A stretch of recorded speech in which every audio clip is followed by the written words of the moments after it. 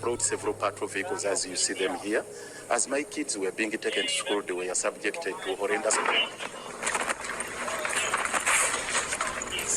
Officers, I've committed no offense.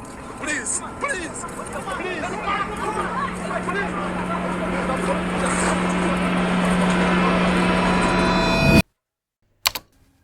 ये थी परिस्थिति विपक्ष की, जहाँ पे आवाज़ उठाना तो बस सपना था। जहाँ मुसोविनी, जो कि प्रेसिडेंट हैं युगांडा के, जिन्होंने कहा तो था लोकतंत्र लाने का, पर आ गई तानाशाही। पर इसी बीच जहाँ विपक्ष नाम का था और युगांडा देश जिसका वर्ल्ड स्टेज पे कोई नाम नहीं था, वहाँ एक ऐसा गायक उठ के आता है जिसने ना सिर्फ एक नया तरीका लाया लड़ने का, जहां उसने हर एक गाने के शब्द युगांडा की बर्बादी और तानाशाही की सच्चाई बताई, पर युगांडा की तानाशाही को विश्व स्तर पर दिखाया।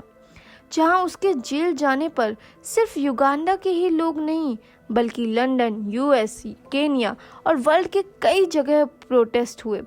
पर आखिर ये गायक है कौन और इसकी वजह से आखिर क्या हुआ जिसने ना सिर्फ युगांडा को नया रास्ता दिया, बल्कि अफ्रीका और साथ ही में और भी देश के लोगों को एक नया तरीका दिखाया लड़ने का।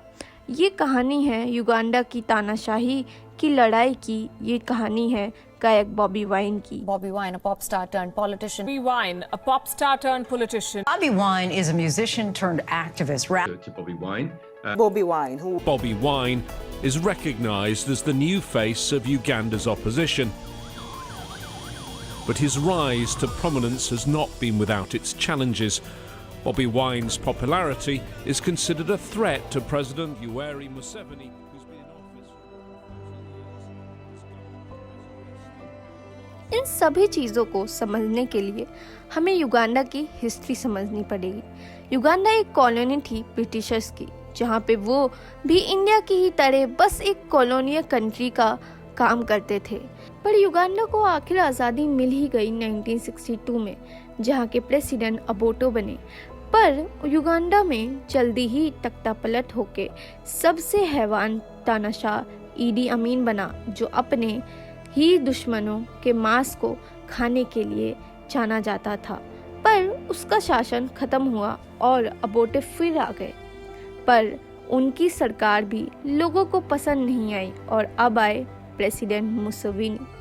26 जनवरी 1986 में अपनी नेशनल रेजिस्टेंस आर्मी, जो बाद में नेशनल रेजिस्टेंस मूवमेंट पार्टी में बदल गई, के साथ, जहां पे उन्होंने खुद को प्रेसिडेंट घोषित कर दिया, जिनके आने से लोगों को लगा लोकतंत्र आएगा, जिनके आने से लोगों में एक आस पैदा हुई कि अब उनकी सुनी जाएगी। पर युगांडा के लोगों को क्या पता था कि ये तो लोकतंत्र का पर्दा है जिसके पीछे तानाशाही की भूख है। मुसोविनी के आते ही कुछ साल उनके काम को सराहा गया। उन्होंने बहुत कंट्रीब्यूशन किया युगांडा में HIV कम करने में, पर उनकी तानाशाही दिखने ही लग गई कुछ ही सालों में। एमनेस्टी इंटरनेशनल की इस 1988 की रिपोर्ट, जो कि दिखाती है कि कैसे मुसोविनी ने प्रेस को सप्रेस करने की कोशिश की, और ये भी बताती है कि कैसे उनके शुरुआती ही कुछ सालों में उन्होंने 1 लाख लोगों को क्लियर कर दिया था। पर ये तो कुछ भी नहीं जो उन्होंने आगे करना शुरू किया, जहां उन्होंने खुद ही के देश के कॉन्स्टिट्यूशन को बदलना चालू कर दिया, जिसकी वजह से मुसोविनी 37 ईयर्स से एक ही गद्दी पे हैं। पर इसी चीज़ को टक्कर देने आते हैं बॉबी वाइन, जिनका असली नाम रॉबर्ट है, जो कि कंपाला के स्लम से एक सिंगर बने, जिन्होंने अपने बल से अपनी पहचान बनाई। पर जैसा वो बताते हैं अपने एक इंटरव्यू में कि उन्हें लगता था वो एलाइट क्लास में आते हैं और शायद उन्हें वो फ्रीडम मिले और वो जस्टिस मिले, पर वो उन्हें तब भी नहीं मिलती है, जिसकी वजह से वो पॉलिटिक्स में आते हैं और एज अ इंडिपेंडेंट कैंडिडेट लड़कर भारी मतों से क्याडोंगो कंट्री ईस्ट कॉन्स्टिट्यूंसी से जीत जाते हैं। पर ये कहानी बस यही तक नहीं खत्म हो जाती है। बॉबी वाइन की असली स्ट्रगल तो अब यहाँ शुरू होती है, जहाँ उनकी सिंगिंग की वजह से युगांडा के लोगों में एक आस पहुंचती है, एक मांग पहुंचती है, जहां पे अफ्रीका के अंदर एक ऐसा ट्रेंड चालू होता है जो कि केनिया और अगल बगल के जितने देश होते हैं वहाँ फैलना चालू हो जाता है। एक बदलाव चालू होता है। बॉबी वाइन की असली पहचान एक इंसिडेंट से शुरू होती है। दरअसल मुसवीनी की एज 70 पार कर चुकी थी और कॉन्स्टिट्यूशन के हिसाब से वो अगला चुनाव नहीं लड़ सकते थे, पर 2008 के एज लिमिट बिल के हिसाब से उन्हें लड़ने का मौका मिल गया और इसी बीच बॉबी वाइन ने फ्रीडम गाना लॉन्च किया, जिसने पूरी जनता को जगाया और बताया कि मुसवीनी ने क्या किया है और कैसे युगांडा को बर्बाद कर रहा है।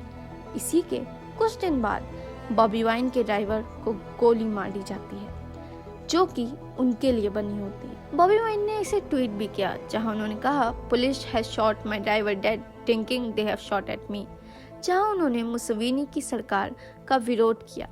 और इसी समय बॉबी वाइन, जिन्हें गेटो प्रेसिडेंट भी कहा जाने लगा था, अरेस्ट कर लिए गए।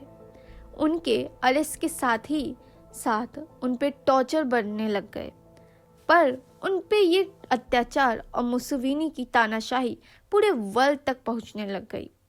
जहां युगांडा के बारे में कोई बात भी नहीं करता था, वहां एक ऑपोजिशन लीडर की बेल के लिए मांग उठने लग गई और इसी के साथ मुसवीनी की ताकत पे भी सवाल उठने लग जाते हैं।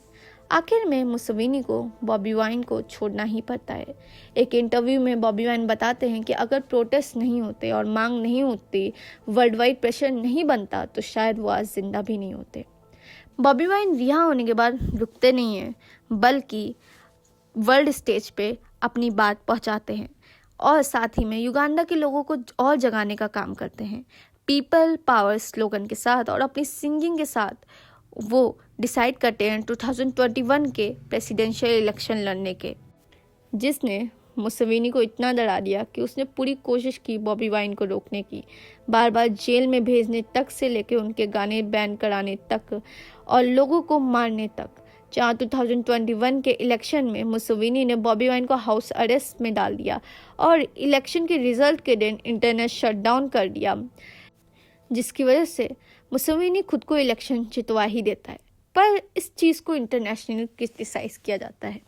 पर अब आप सोचेंगे कि आखिर बॉबी वाइन का क्या फ़ायदा हुआ, और सत्ता तो नहीं बदल पाई, पर एक बहुत बड़ी चीज़ बॉबी वाइन करके गए, वो था इंटरनेशनली युगांडा की बात पहुंचाना और यहाँ तक सैंक्शन लगवाना युगांडा में, ताकि मुसवीनी की फंडिंग कम पड़ जाए। और जो सबसे बड़ा कंट्रीब्यूशन था बॉबी वाइन का, कि उन्होंने एक नया तरीका निकाला प्रोटेस्ट करने का, जिसने एक ट्रेंड शुरू कर दिया पूरे अफ्रीकन कॉन्टिनेंट में।